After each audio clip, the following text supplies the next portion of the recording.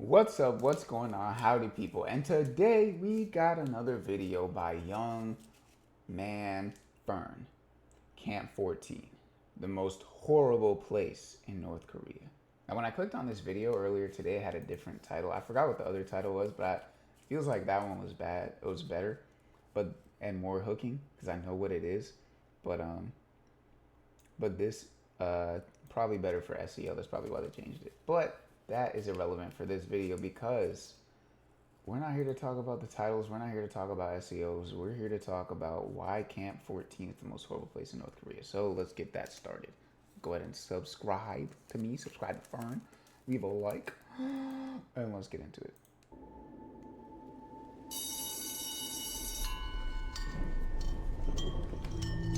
Class is about to start for these 40 school kids. Like every week, the teacher starts searching everyone's pockets. This time, he finds something on a little girl. 5 kernels of grain. The teacher snaps and commands the girl to come up front. She has to kneel down on the hard concrete floor. With a wooden stick, he strikes her on the head. Again, and again, and again, and again. Her classmates watch in silence. The beating goes on until the little girl collapses. Afterwards, her classmates carry her home. The same night, she dies. What? The little girl and the other 39 children are all inmates in one of North Korea's deadliest prison camps, Camp 14. Comparisons have been drawn to the Nazi death camps, to the Soviet Gulag. You know, they're accurate, and in their own way, they're different. A lawless detention facility hidden in the mountains of Kaeshan, a place where people are imprisoned for the crimes of their parents. Once you end up here, you will most likely die here. This is truly a space that is outside humanity, let me say that. North Korea, young people. Prisoners are forced to work under inhumane conditions. The smallest mistake can cost them their lives. Escape is almost impossible. Only a handful make it out, risking everything on deadly routes. In North Korea, there are several of these death camps, and the regime has kept them a secret for decades. Did we not learn from Hitler? But through the relentless work of human rights organizations, satellite imagery, and reports from survivors, we can have a glimpse at these facilities. Why are we still on this, Why are bro? people There's being so sent to much Camp more 14? stuff to be doing What on does Earth daily life look than like inside this. its walls? What horrors do the inmates face?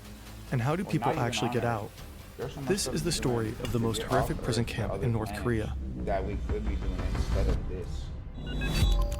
Like, bro, if This people story is dedicated- based on Escape from Camp 14 by Blaine people Harden. dedicated like a fraction of the amount of energy that they dedicate to making other people's lives miserable, instead dedicate that energy to cooperating to like get progress in space on other planets and things like that. I'm telling you, we'd have a much better society than we do right now, because like there's plenty of problems to worry about out there than here. I feel like a lot of the stuff here should be solved by this point. Like, we already know not to treat people terribly because it doesn't work for anybody. We already know not to go into a nuclear warfare because we're all gonna lose. Like, at this point, our only choice left is to just cooperate for better stuff here and outside of here. I feel like that's the natural way forward. But some people still want to be beefing for no reason. And that's unfortunate. One former prisoner of Camp 14 Especially later the changed ones parts that of are his in story. leadership. Every time you see this symbol, it marks those revisions. If you want to know more about the exact changes and the reasons behind them, we recommend reading this article. Since North Korea denies the existence of these camps, independent verification is not possible. Shin Dong-hyuk is just a young boy when he witnesses the little girl being punished for having food in her pocket. Shin has no doubt she deserved it. After all, she stole food, and at Camp 14, stealing means death. He doesn't question it. He knows nothing else. The camp rules are his reality. Shin was born in Camp 14, but his parents didn't fall in love. They were assigned to each other by prison guards. Intimacy between men and women is strictly forbidden. If a woman becomes pregnant without permission, like that, both she and the baby are shot. Whoa. In Camp 14, there is only one way to have a child: Whoa. promotion. ocean? Those who work Bro, hard what? and, more importantly, snitch on others may be granted a reward marriage. Bro. This is how Shin Dong-hyuk and his older brother Shin Hee-gyun come into the world. But they don't grow up as a real family. not like this. Their mother never talks about the past. Shin has no clue why his parents were imprisoned, and it probably wouldn't matter anyway. It's all about suspicion. You know, you don't have to be an anti-regime character.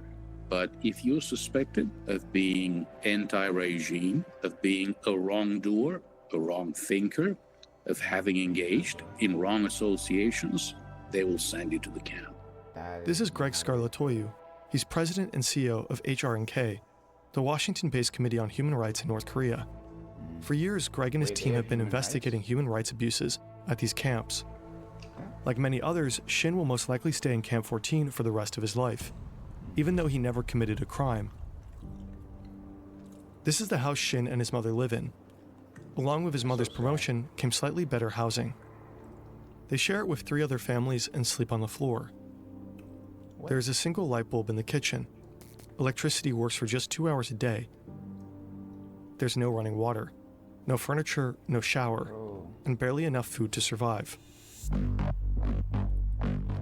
The building is part of a model village, one of many. Camp 14 is estimated to cover around 153 square kilometers, almost 3 times the size of Manhattan. It is secured by a 60-kilometer fence, patrol paths, barracks, guard posts, and checkpoints. The whole area stretches from river valleys to mountain peaks. The wilderness and the Taedong River act as a natural barrier, an immense obstacle course separating the facility from the outside world. Little villages are scattered across the vast area, containing housing and working units. These are sprawling facilities. They're very large facilities. So at some of these facilities, you see farming, agriculture going on. You see some of these facilities that are adjacent to coal mines or other types of mineral exploitation. Researching and animating topics like these take a lot of time. We worked for months on just this video with the help of more than a dozen people. And this wouldn't be possible without our sponsor, Brilliant. Brilliant is an interactive learning app, and the best way to become smarter, quicker. They provide thousands of lessons in math, science, data analysis, AI, programming, and more.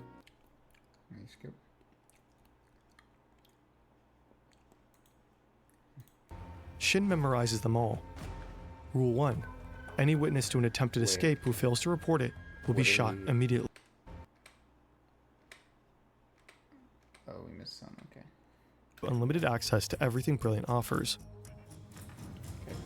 The camp has its own railroad network and generates its own electricity. And it also has a school. This is where Shin goes every day. His teacher wears a guard's uniform, carries a weapon, and teaches obedience above all else. Camp rules are brutal. There are 10 of them. Even the smallest violation can lead to execution. Shin memorizes them all. Rule 1. Any witness to an attempted escape who fails to report it will be shot immediately. Rule 3. Anyone who steals or conceals any foodstuffs will be shot immediately. Rule 5. Anyone who holds or hides a fugitive's possessions, conspires with him, or fails to report him will be shot immediately. Just up in the stick for The guards enforce the rules without mercy. 내가 총을 꾸며서 쏘거나 해도 한 나무 가책을 느끼지 않았어요. 일반적으로 우리는 그때 써도 나라를 지키기 위해서 내가 한 일이기 때문에. 그 수용소에는 I imagine these types of people that are like running the camps are people that are like deep into the 사람이 아니고 the system, the rhetoric. 내 마음대로 해도 돼요. 그 안에 사람은 그 자리에서 죽이게 했으면 죽이고 살리게 했으면 살리고 하는 건 내 마음이에요. 뭐 설명해 주세요. Across North Korea, there are different types of detention facilities. The worst of them are called Kwanliso. Camp 14 is one of them. It's also called a total control zone. People never get out of those. You know, they just waste away. They get killed by this vicious cycle of malnutrition and forced labor. Even though the people that they're doing Shin's mother has to work the rice field. Check it out. Even though the people that they're doing it against are also a part of their country. Crazy, right? Fields, 10 to 15 hours of hard labor every day. If she meets her quota, she receives food. just enough to survive the night and make it through the next day. North Korea is all about production targets. If you don't meet them, and probably you will not meet them, you'll get less food, more work, less food, more work, and that's how you waste away and die. That's, the truly tragic story at these camps. From the moment Shin starts school, his life is split between the classroom and hard labor in the coal mine. Long work days are made worse by a constant gnawing hunger. It's 2025, Before school, Shin bro. often Why are we still doing his mother's this, portion. bro? Oh my gosh. Bro, this stuff makes me so upset, man. It is literally 2025. Why are we still forcing kids to work in coal mines? And why are we up in the stick over everything, bro? What the heck? I feel like this should have been done, bro. This should have been over with. While she's still out in the fields. She beats him for it, but he does it anyway. To him, she's not a source of love or care. She's a rival in the fight for every meager scrap of food. That's not good. This is Shin's meal, served 3 times a day for his entire prison life. If he makes a mistake, his portion is cut in half as punishment. Sometimes he and the other inmates catch rats, the only source of meat in Camp 14. For Shin, this isn't as much as a nightmare. It's normal life. He has never seen the world beyond the barbed wire. Beyond the barbed Unlike wire. this man. That sounds like a movie name. Kim Jong? Kim Young is in his mid-40s when he's brought to Camp 14. Hold on a second. Let me go take something downstairs real quick.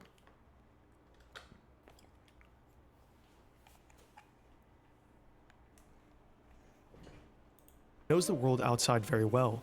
In fact, he was a high-ranking military officer and vice president of a state-owned company. In his former life, he enjoyed culture, a chauffeur, and all the benefits of being a government employee. Now he's also forced to work in the coal mines. Kim didn't break any laws to get here. His parents did. In North Korea, this form of collective punishment is called yunjoje, guilt by association. Up to 3 generations can be punished for crimes of family members. When Kim was a child, his father and brother were accused of spying for the United States, enough to execute them. After that, Kim was brought to an orphanage under a new name. It took more than 40 years until someone found out about his true heritage. Even Kim himself wasn't aware of the supposed crimes his family allegedly committed. There's absolutely no judicial process. This is extrajudicial punishment. They'll just, take you away in the middle of the night, together with your family members. You just disappear. That's how it goes. 개낮에 잡아가는 건 없어요. 다 밤에 그냥 원래 그냥 어느 순간에 와서 싹 다 쓸어 가고 정치범 수용소에 가서도 그 가족들은 우리가 뭘 잘못해서 왔는지 그걸 모른다는 거죠. Fear is the most powerful tool for prison guards to keep inmates in line. During Kim's time in Camp 14, a total of 25 inmates are executed. One day, he witnesses a fellow prisoner being killed for collecting chestnuts that had fallen from a tree. Kim spends most of his days underground, hours and hours of endless work with no sunlight and no mercy. Kim struggles. He's never faced labor like this before. Mistakes are inevitable, and every one of them is met with the punishment of a guard who never leaves his side. One day, a guard strikes Kim with the butt of his gun till he falls unconscious. For the next 2 days, he only receives half his meals. After more than 2 months of living like this in Camp 14, Kim decides to end it. Following a long day of work, he steps into the elevator of a mining shaft. The metal cage ascends until it reaches a height of around 2,000 feet. He pulls the safety pin, and the elevator falls. You can just do But that? Kim survives, and the vicious cycle goes on. He survived? When Shin is about 6 or 7, the camp's borders shift.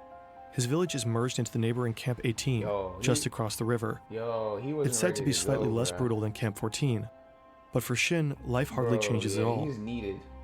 Shin is 15 and has moved out from his mother's home. He now lives with his father. One day, a teacher allows Shin to spend the night at his mother's house, a reward for good behavior. When he arrives, another guest awaits. It's his brother, Shin Hee-gyun. The 21-year-old works at the prison cement factory, a couple of miles away. Shin doesn't like him at all. Why is that? Why In the doesn't middle of the like- why night, doesn't Shin like wakes his up from brother? his sleep. Is he working He hears for the voices ops? from the kitchen. His brother is talking about escape. His mother seems to support him. Shin's first instinct, he has to report this. He goes to a nearby dorm room and wakes a friend to ask for advice. The friend urges Shin to tell the guards. They go to the school's night guard on duty Now and you report just the escape incriminated plot. your friend.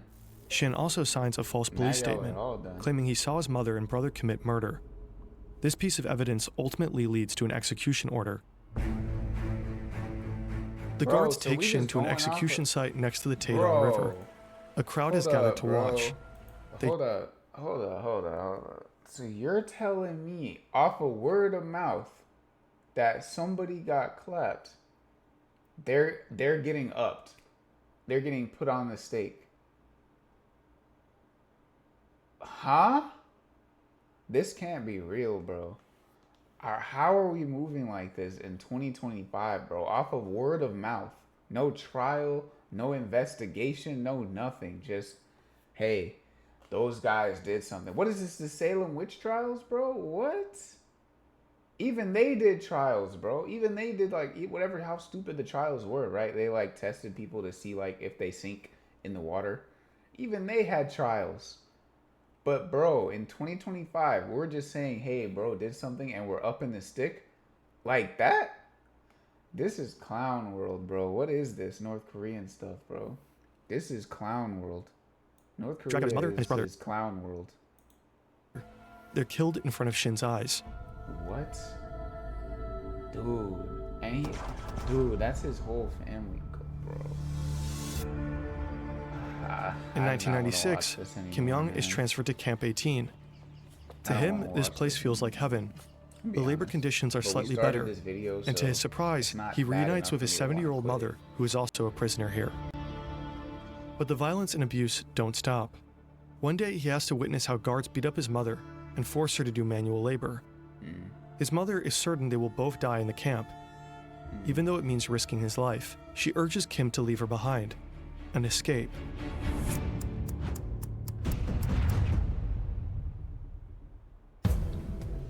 Escaping from a North Korean death camp is almost impossible.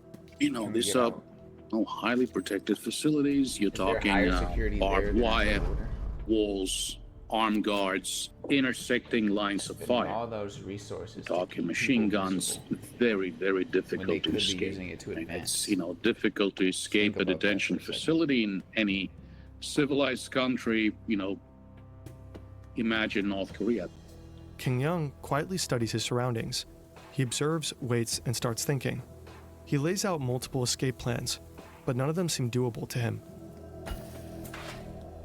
Another hard day of work. The prisoners are loading coal onto a train. Suddenly, they spot something. Grain scattered across the bottom of a train car. It must have transported food before. The scene explodes into chaos. Prisoners drop everything, desperately looking for the tiniest speck of food. The guards start shouting, but no one listens. Kim discovers a narrow space beneath a metal panel in the floor of a coal wagon. He squeezes inside, and as the train rumbles out of Camp 18, he rides with it.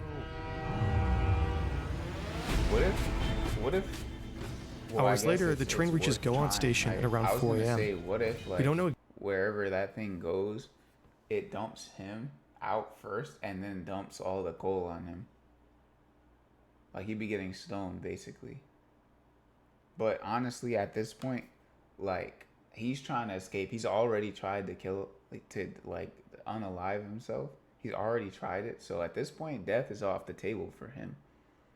So, like, he's gonna risk it. Honestly, I can understand that. I can believe that. I rock with it. Exactly how, but Kim manages to crawl out of his hideout and disappears into the night. Kim successfully escaped Camp 18, but his path to freedom is still very long. After finding a worker's uniform, he changes clothes 18? and starts a treacherous journey 'cause he's that will from take him many 14. months through China and Mongolia to South Korea, where he'll eventually seek asylum. Escaping a prison is one thing. Escaping the country is another. We made a whole video on how to escape North Korea. We watched Link that is one. in the If you haven't description. seen it, Yeah, check the link in the description and check the Shin link. also I'm gonna manages to link escape that from Camp previous 18 video twice, to this video both times by again crawling under a fence. of me Both reacting times to he's it. recaptured. After his second attempt, If I have it. Shin is sent back to Camp 14 and is thrown into a special detention center, a place with only one purpose: torture. I still have the scars of my torture and the burns. Look at my arms. My arms aren't normal. They are bent and deformed. Before I was tortured, my arms were straight. Oh no. When I was tortured, my arms were tied up with a rope and pulled backwards. That made them more and more bent. I'm filled with anger when I stand in front of the mirror and look at my body after a shower.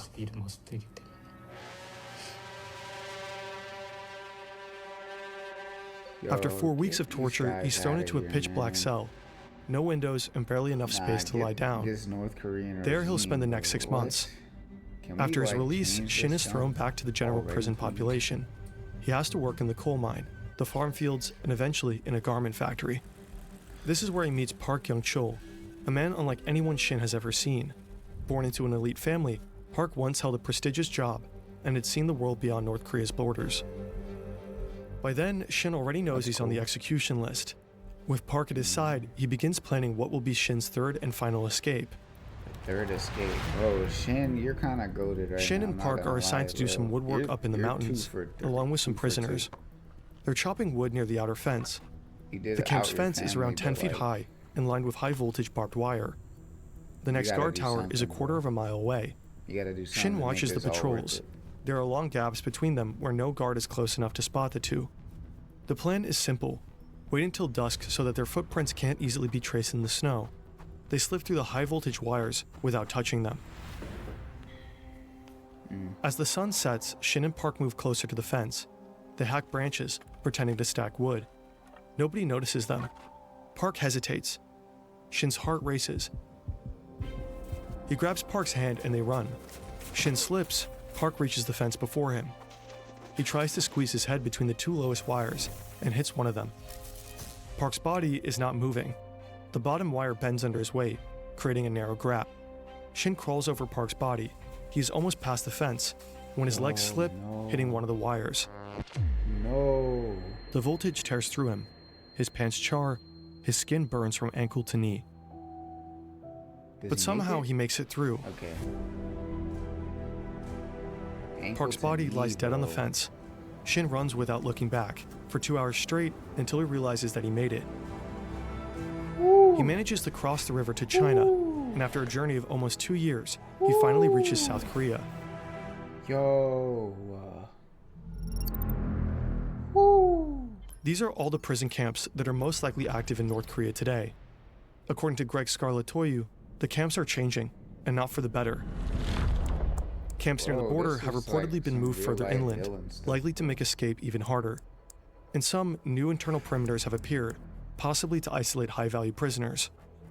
The third development in terms of infrastructure, evolution and development has been the creation of watchtowers and what appears to be intersecting lines of fire around the camps. They would be meant to basically exterminate those who attempt to leave those camps. For some camps, evidence is even scarcer. There's one camp that we know very little about, and that's Camp 16, 1-6.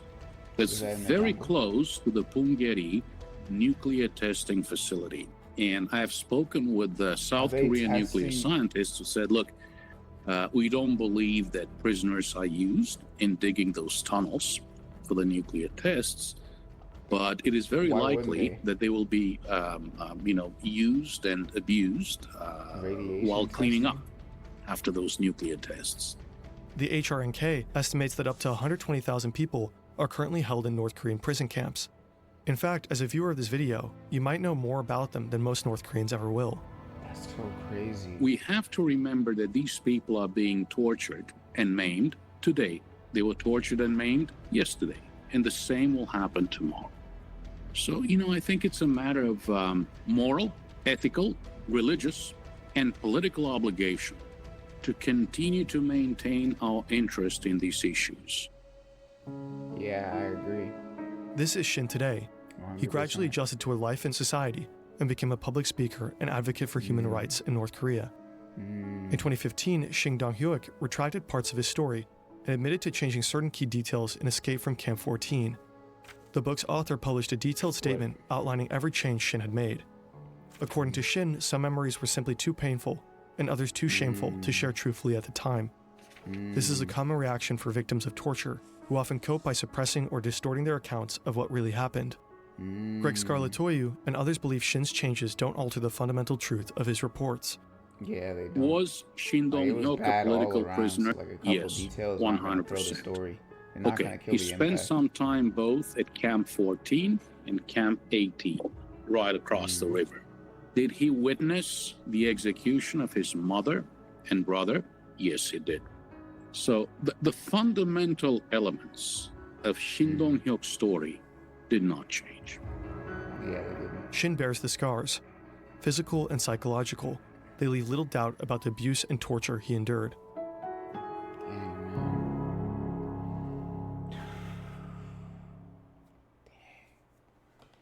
Jeez, man. Ooh, that does not feel good, bro. That's not good, bro. That being said, that's gonna be the end of the video for me. I'm definitely gonna take a little break before I continue doing stuff, because like stuff like that, man, that made me tired. I'm not gonna lie. I was already a little tired, but that just, dang, man. But yeah, man, I'll catch y'all on the next one. Bye.